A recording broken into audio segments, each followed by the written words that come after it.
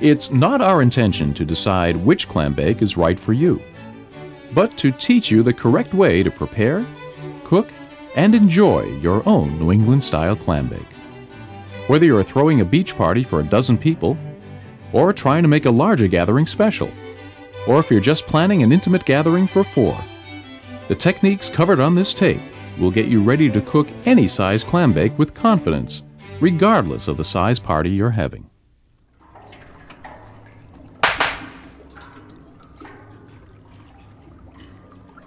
Let's get started. First, with the traditional approach. This clam bake takes most of the day to complete, and although there's a lot of work to be done, there is nothing difficult about it. Find an open spot on the beach. Check the local tide charts for your area and make sure the fire pit is above the high water mark on the beach. Mark out a spot on the beach for the clam bake pit and make sure it's away from anything flammable. The fire will get very hot as it burns. Once you've chosen a place for the clam bake, dig a large hole, 5 or 6 feet long by 3 feet wide.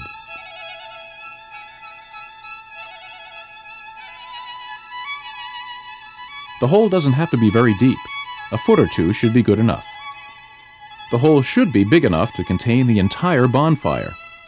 Make the hole deeper in the middle. This will help create the center of the heat source. Now that you've finished with the digging, it's time for the next step. Building the fire. Make sure you have plenty of wood on hand to keep the fire burning for several hours. We recommend lining the bottom of the pit with dry wood.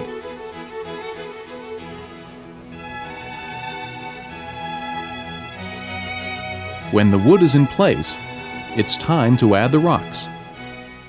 The rocks should be large enough to hold heat for a couple of hours after the fire has gone out.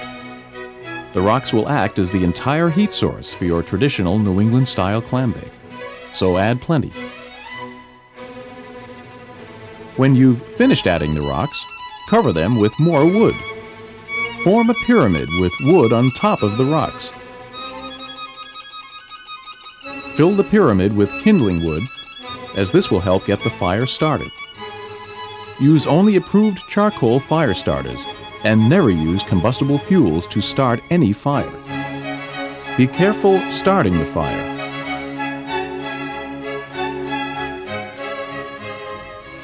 When the fire is lit, it should be kept burning at a high flame for a couple of hours.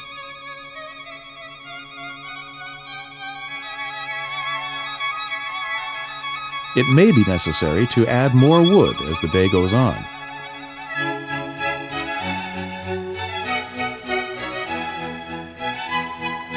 Never leave the fire unattended, and be careful around the pit.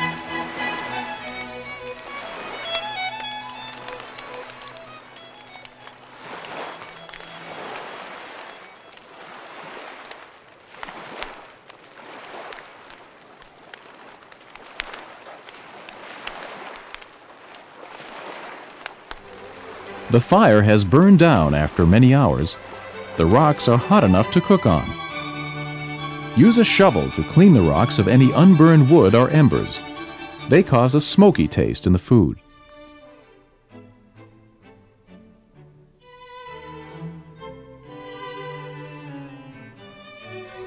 Once the rocks are cleaned, add a couple of large piles of seaweed to the hot rocks.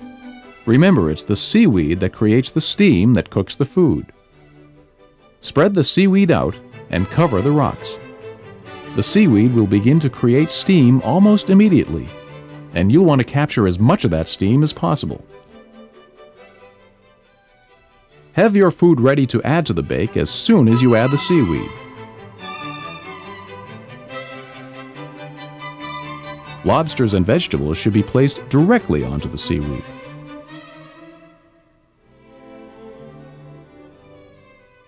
Keep the food near the center of the bake where it is the hottest.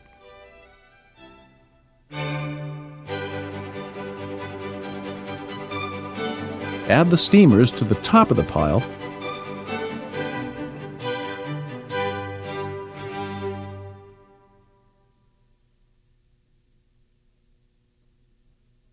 and cover the entire clambake with a canvas tarp.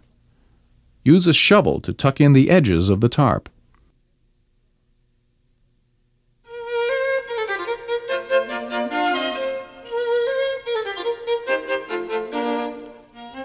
Add some rocks around the tarp to secure it. The traditional clambake needs to cook for about an hour and a half.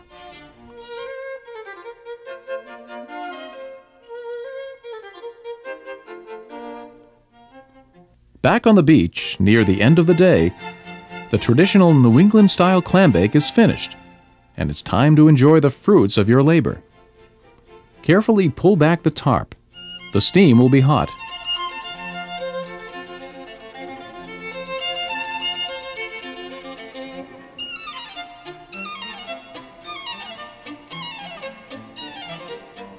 If you've followed the simple step-by-step instructions, this clambake should be cooked perfectly as well. It's that easy. Create a heat source, add the rockweed, put the food on top of the seaweed, and let it cook.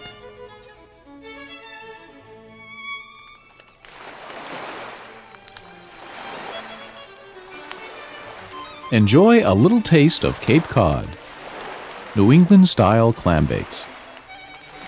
If you're willing to invest the time, it's a great way to spend the day on the beach.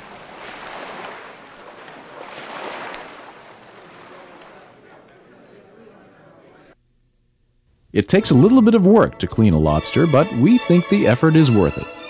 And here's the easiest way to do it. First, you want to remove the tail from the body section with a twisting motion.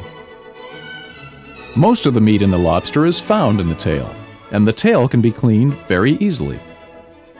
Tear the fins off the end of the tail.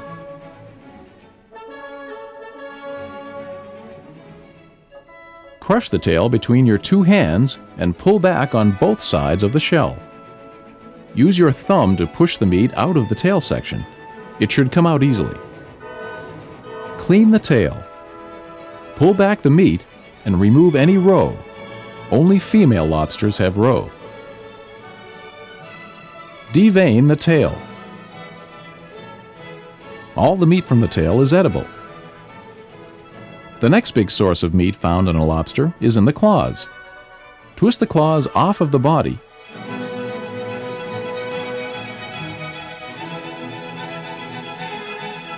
and break the arms off at the claw.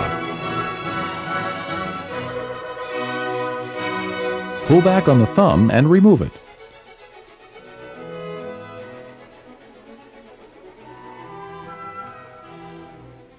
Use a nutcracker to crack the shell on the claw. Pull back the sides of the shell and remove the meat. The shell is very sharp, so be careful. Okay, let's try this one more time. Tear the claw from the arm.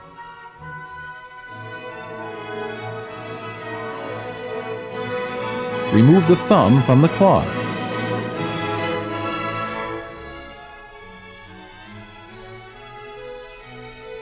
Use the nutcracker to break the shell and remove the meat.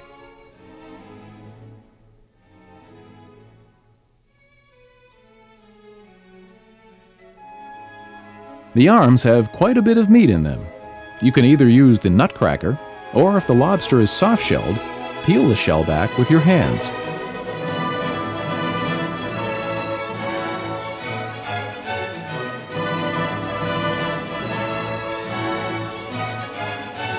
The body contains some meat, but be prepared to work for it.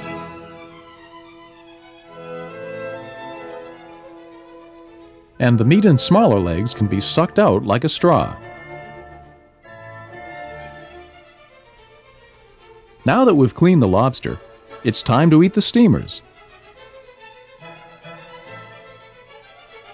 Again, if the steamers are fully cooked, the shells will be open.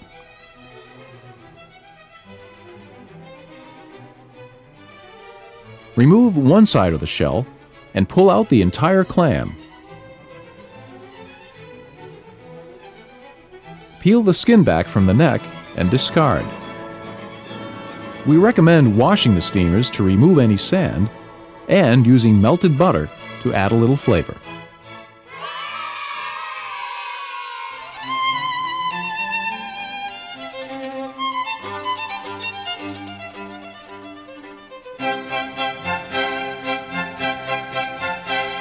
However you choose to spend your day, and whatever your budget, we have the right clam bake for you. Add a little flavor to your next party with New England-style clam bakes.